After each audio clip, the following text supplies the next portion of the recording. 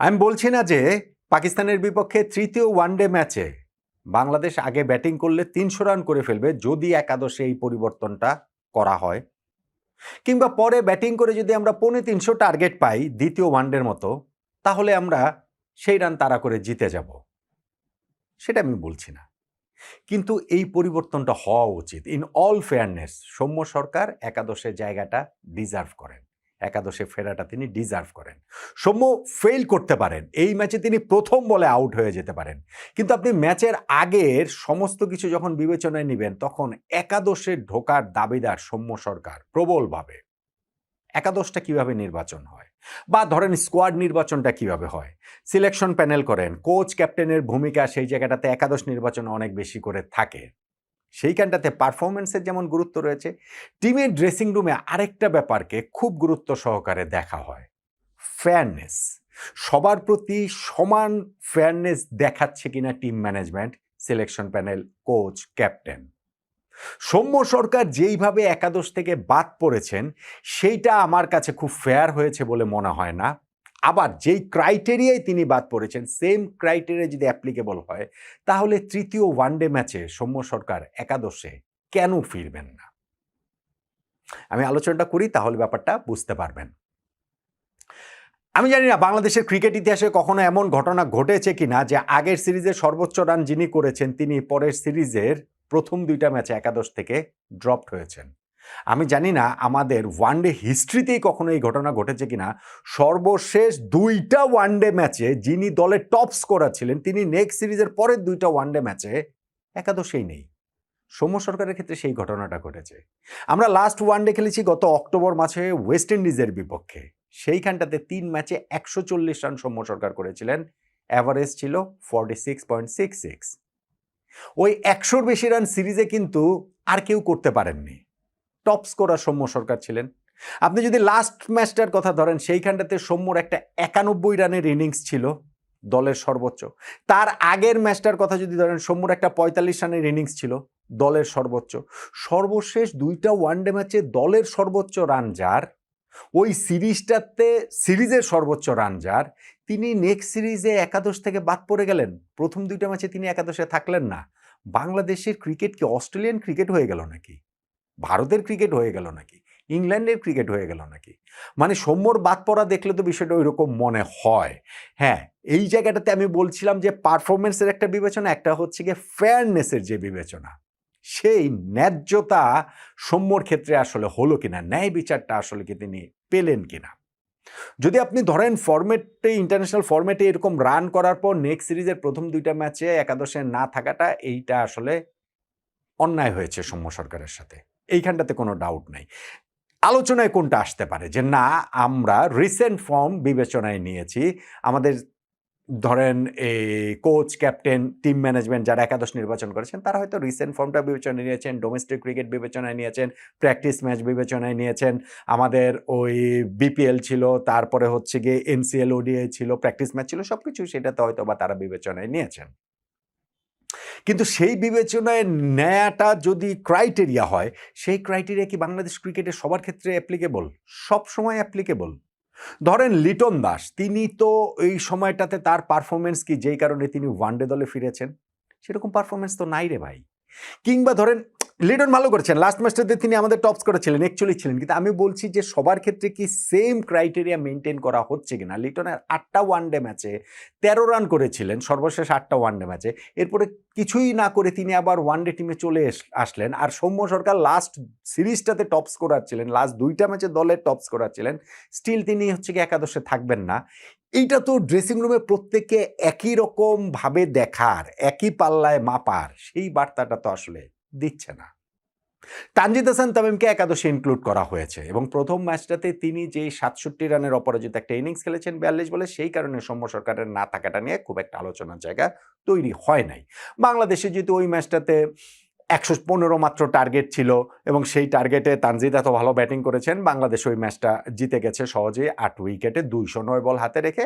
ফলে ওইটা নিয়ে খুব একটা কথাবার্তা হয়নি, কিন্তু সেকেন্ড ম্যাচে যখন আমাদের ব্যাটিং কলাপস করেছে আরও একবার আমরা ব্যাটিংয়ে মুখ থুবড়ে পড়লাম, তখন কিন্তু ওই আলোচনার জায়গাটা জোরদার হয়েছে।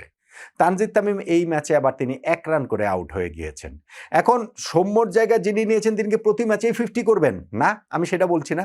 কিন্তু সৌম্যকে আপনারা যেভাবে বাদ দিয়েছেন সেই ক্রাইটেরিয়া যদি হয় তাহলে সাইফ হাসানের জায়গায় সৌম্যকে খেলাবেন না কেন?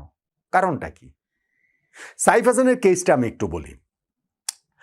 তিনি ইন্টারন্যাশনাল ক্রিকেট থেকে বাইরে ছিলেন বেশ কিছুটা সময়। গত বছর ফিরে খুব ভালো পারফর্ম করেছেন এবং তাতে করে তার নিজের মাথা ঘোরার আগে আমাদের ক্রিকেট বোর্ডের মাথা ঘুরে গেছে, আমাদের ক্রিকঅপস কমিটির মাথা ঘুরে গেছে। তারা সাইফ হাসানকে একটা ফরম্যাটে টি-20 ফরম্যাটের ভাইস ক্যাপ্টেন করে দিলেন এবং সাইফ হাসানের সর্বনাশটা করে দিলেন। ভাইস ক্যাপ্টেন হওয়ার পর সাইফ হাসান রান করাটা মোটামুটি ভুলেই গিয়েছেন। একটা টেস্ট খেলেছেন, সেখানে 2 ইনিংসে করেছেন 14 আর 18।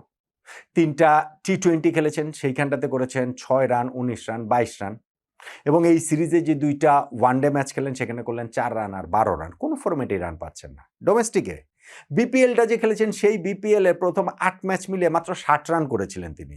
8 ম্যাচে 60 রানস করেছিলেন অনলি। লাস্ট ম্যাচটাতে তিনি একটা 50 করে সেটা ঠিক আছে, সেটা আর কতটা আর কাভার দিতে পারবেন। এবং এই সিরিজের 2টা ম্যাচেও তিনি আসলে ব্যর্থ হয়েছেন। তাহলে তাকে কি জন্য কন্টিনিউ করবে? হ্যাঁ, সৌম্য সরকারও যে ডোমেস্টিক ফর্ম তার খুব ভালো ছিল তা না। বিপিএলেও তিনি ওই 6টা ইনিংস খেলেছেন, সেখানটাতে তার একটা মাত্র 50 ছিল। কিন্তু ইন্টারন্যাশনাল ক্রিকেটের হিসাবটা যদি আপনি ধরেন, আপনি যদি সাইফের ক্ষেত্রে ধরতে পারেন যে না, সাইফ লাস্ট ওয়ানডে ম্যাচে 80 রান করেছে, ফলে তাকে আমরা তো একাদশে রাখবো। তাহলে তো ভাই লাস্ট ওই ওয়ানডে ম্যাচে যেই ম্যাচে সাইফ 80 করেছে সেই ম্যাচে 91 সৌম্য করেছে, তার আগের ম্যাচে 45 সৌম্য করেছে, ওই সিরিজের টপ স্কোরার সৌম্য ছিল। তাহলে সৌম্য সরকারকে এখানটাতে রাখা হবে না কেন? Saif Hasan is struggling. তাকে আসলে ওই ভাইস ক্যাপ্টেন্সি দেওয়ার পর থেকেই মনে হচ্ছিল যে ব্যাটিংটা মানে ভাইস ক্যাপ্টেন্সি কি আর আলাদা কোনো প্রেশার রয়েছে কিনা তা নেই, কিন্তু তিনি তার যে রিভাইভালটা হয়েছিল ইন্টারন্যাশনাল ক্রিকেটে সেইটা এখন আবার অনেক দূরবর্তী মনে হচ্ছে এবং মনে হচ্ছে যে তিনি প্রতিনিয়তই হচ্ছে গিয়ে ক্রিজে গিয়ে নিজের সঙ্গেই যুদ্ধ করছেন, প্রতিপক্ষের সঙ্গে যুদ্ধে তিনি পেরে উঠছেন না। এবং সেই জায়গাটাতে আমার কাছে মনে হয় আপনি যদি ফেয়ারনেসের কথা বলেন সেই ক্ষেত্রে সাইফের জায়গায় সৌম্য লাস্ট ম্যাচে একাদশে জায়গা পাওয়াটা ডিজার্ভ করেন। ভাই, ক্রিকেট খেলা বা পারফর্মিং আর্ট যে কোনো খেলাধুলা এইরকম জিনিসপত্র আসলে খুবই রিস্কি। ধরেন এমন হতে পারে যে সাইফ হাসানকে একাদশে রেখে দেওয়া হলো, সাইফকে যদি একাদশে খেলায়, আমার কাছে এখন মনে হচ্ছে যে সাইফের জায়গায় সৌম্যকে খেলানো উচিত, কিন্তু সাইফকে যদি একাদশে খেলায় আমি অবশ্যই চাইবো সাইফ যেন ওই ম্যাচে খুব ভালো পারফর্ম করেন। সেটা আমি চাইবো না? আরে আশ্চর্য, সেটা তো চাইবই, কিন্তু আপনার ফেয়ার কিনা ম্যাচের আগের হিসাবে সেই আলোচনাটা করছি। সাইফ খেললে ওই ম্যাচে খুব ভালো পারফর্ম তিনি করতে পারেন, তখন আবার হয়তো মনে হতে পারে যে না ঠিক আছে, সৌম্যকে বাদ দেওয়া হয়েছে, তিনি একাদশে বেড়েছেন, সেটা ভালো হয়েছে। আবার ধরেন সৌম্যকে খেলানো হলো কিন্তু সৌম্য ফেল করলেন, তখন মনে হতে পারে যে না, সৌম্য তো আসলে এসেই বা কি করেছেন, তার চেয়ে তিনি বাইরে থাকতেন সেটাই ভালো ছিল। সাইফ তাও কিছু করলেও করতে পারতেন, বা তানজিদ তামিমকে যদি বাদ দেন, আমি যদি সেই হিসাবে বলি যে তিনি কিছু করলেও করতে পারতেন। কিন্তু হিসাবটা যখন ফেয়ারনেসের, পারফরমেন্স তো আমি বলছিলামই, কিন্তু ফেয়ারনেস, ন্যায্যতা, ন্যায়, সেইখানটাতে আমার কাছে মনে হয় যে সৌম্য সরকার একাদশের জায়গাটা ডিজার্ভ করেন। প্রথমত তাকে যেভাবে একাদশ থেকে ছুঁড়ে ফেলা হয়েছে সেইটা তিনি ডিজার্ভ করেন না, আর যেই ক্রাইটেরিয়ায় তাকে ছুঁড়ে ফেলা হলো এখন অন্যদের ব্যর্থতার কারণে সেই সেম ক্রাইটেরিয়াতে সৌম্য সরকারকে একাদশে কেন নেওয়া হবে না? পাকিস্তানের বিপক্ষে এই ম্যাচটা বাংলাদেশের জন্য গুরুত্বপূর্ণ, ভীষণ রকমের গুরুত্বপূর্ণ। এবং আগের ম্যাচটাতেও আমরা দেখেছি যে ফার্স্ট খেলাটাতে আমরা এত দাপটের সঙ্গে জিতলাম, কিন্তু সেকেন্ড ম্যাচটাতে আমরা একেবারেই অসহায়ভাবেই পাকিস্তানের কাছে চেয়ে চেয়ে মোটামুটি হেরে গেলাম। বৃষ্টির দায় দিয়ে ভাই কোনো লাভ নাই, বৃষ্টি না হলেও ওই ম্যাচটা আমরা হারতাম। আমাদের ওই 32 ওভারে 243 রান আমরা করতে পারবো না সেটা বলছেন, 50 ওভারেও ভাই 275 করতে পারতাম না। যেই ব্যাটিংটা আমরা করেছি, যেই অ্যাপ্রোচ আমাদের, যেই অ্যাপ্লিকেশন আমাদের, তাতে করে বাংলাদেশের পক্ষে সেইটা আসলে সম্ভব ছিল না। এখন সৌম্য সরকার একাদশে ঢুকলেই, ওপেনিং স্লটে একটা চেঞ্জ হলেই কি বাংলাদেশ টিম চেঞ্জ হয়ে যাবে? না, অবশ্যই না।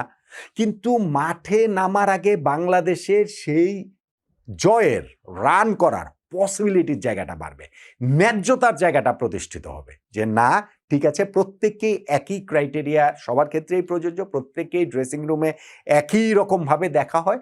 সেই হিসাবে হচ্ছে গিয়ে সৌম্য সরকার এই লাস্ট ম্যাচে একাদশে জায়গাটা ডিজার্ভ করেন বলে আমার কাছে মনে হয়। আমি আবারও বলছি, সৌম্য একাদশে এসে ফেল করতে পারেন, কিংবা সাইফ অথবা তানজিদ তামিম তারা একাদশে থেকে গিয়ে খুব ভালো করতে পারেন, কিন্তু ম্যাচের আগের যেই হিসাব, সিরিজের আগের যে হিসাব ছিল, সেই হিসাবে সৌম্য সরকার একাদশ থেকে বাদ পড়াটা ডিজার্ভ করেন। এবং ম্যাচের আগে, এখন থার্ড ওয়ানডের আগে যে হিসাব, তাতে করে ওই দুজনের তিনজনের কোনো একজনের জায়গায় বেশি করে সাইফ হাসানের জায়গায় আমার কাছে মনে হয় যে সৌম্য সরকারের একাদশে থাকাটা, একাদশে ঢোকাটা তিনি আসলে ডিজার্ভ করেন।